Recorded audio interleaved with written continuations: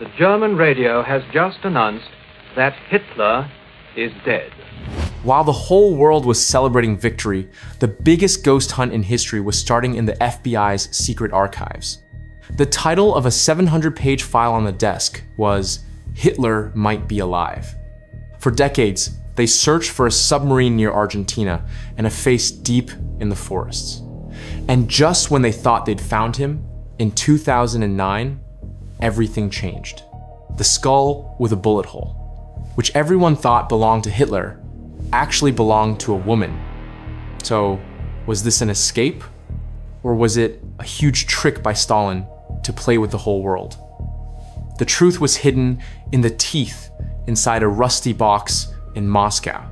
Now, we're going back to that smoky bunker of 1945, to the place where the lie began.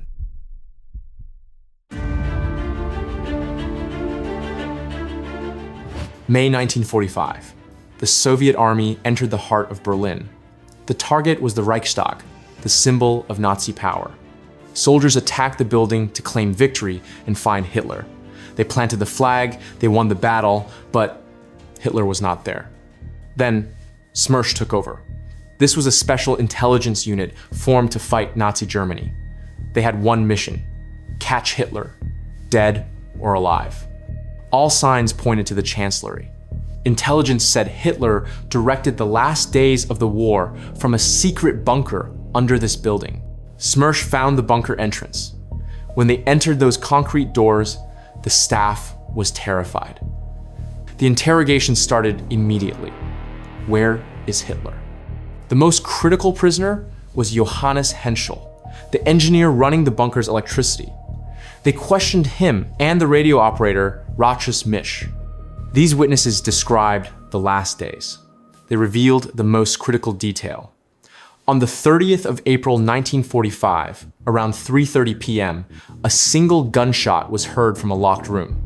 When the door opened, his adjutant, Otto Gunsche, and valet Heinz Linge saw the scene. Eva Braun lay on the sofa. She died from poison. Adolf Hitler shot himself. Their orders were clear: destroy the bodies immediately.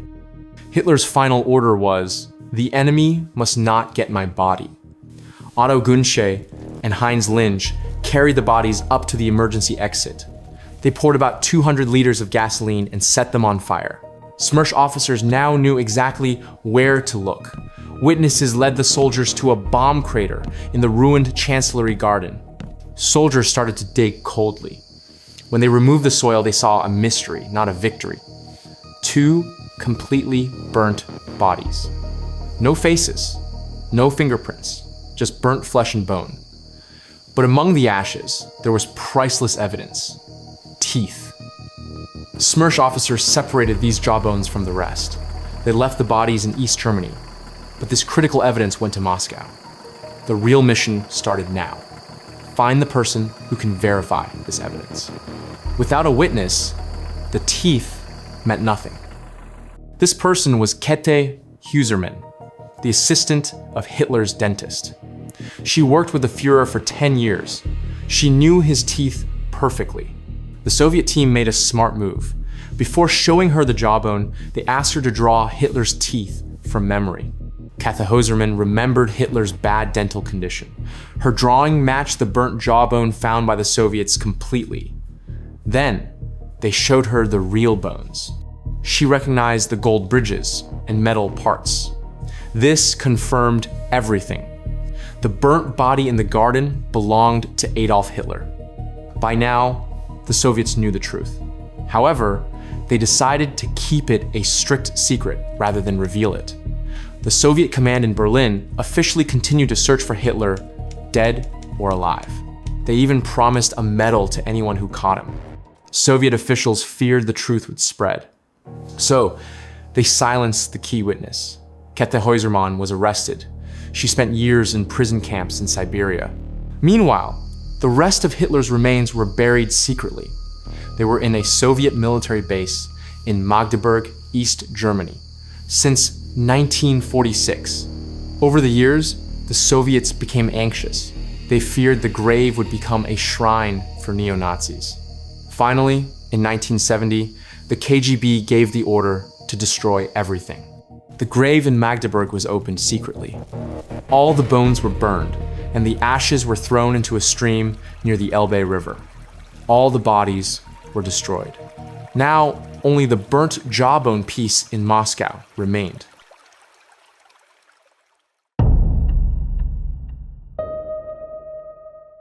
The KGB thought they destroyed the grave forever.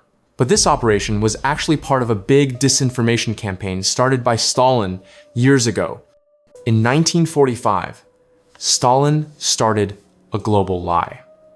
He told the Western Allies that no one knew Hitler's fate, or that he might have escaped. He went even further. He hinted that the Western Allies were actually protecting and hiding Hitler. This move was designed to destroy trust between the Allies. Stalin wanted to use the truth as a political tool. This decision was the Soviets' first step toward the Cold War. Stalin's accusations and lies spread across the globe. The press was on high alert. People from all over the world claimed they saw Hitler. The British wanted to end these rumors. So, they hired a young historian named Hugh Trevor Roper to investigate. The Russians denied him access to the bunker. Still, Trevor Roper found a few witnesses in Western prison camps. These people had seen the final moments in the bunker. Based on the witness statements, the investigator was sure that Hitler committed suicide on April 30th. He reported that guards burned the body. However, Trevor Roper's report was only based on what people said. What was missing was physical evidence, and most importantly, there was no body. Because of this, he could not end the rumors. At that time, the FBI received thousands of reports from people claiming they saw Hitler across the globe. This paranoia became much worse because people knew that many Nazi leaders had escaped to Spain and Argentina. The FBI took the reports seriously. They sent agents to remote parts of South America, especially to Argentina, Brazil, and Paraguay. These searches lasted for years and fed conspiracy theories. Some believed Hitler escaped by a U-boat and started a secret Nazi colony. While the Soviets silenced the witness and burned the body, the West was busy looking for a ghost because of the Soviet lies.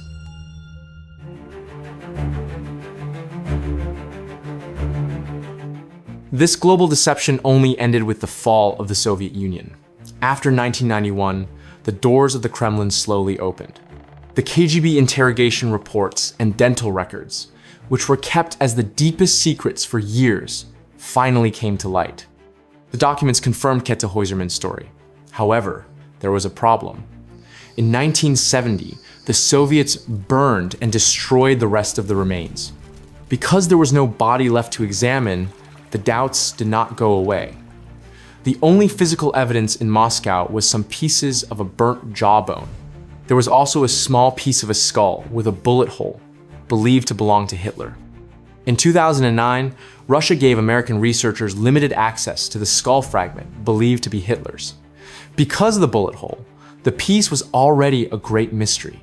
American archaeologist Nick Bellantoni and his team did a DNA analysis. The results were shocking. The fragment actually belonged to a woman in her 30s.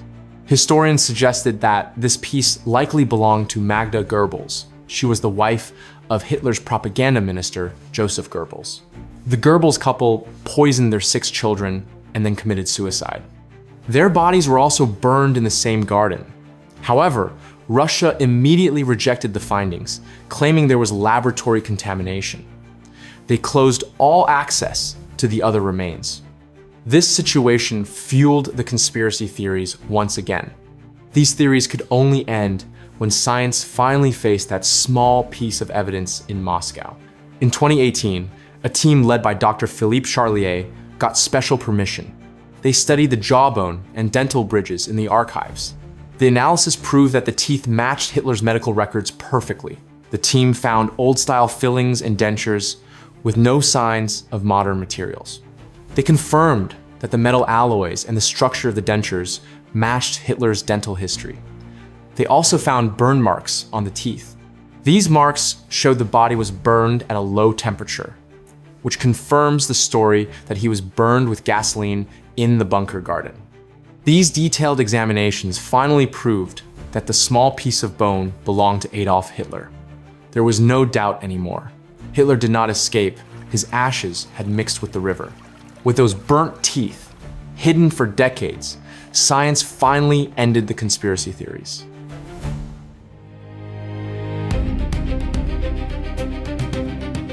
Experts and historians widely accepted the 2018 findings of the French forensic team.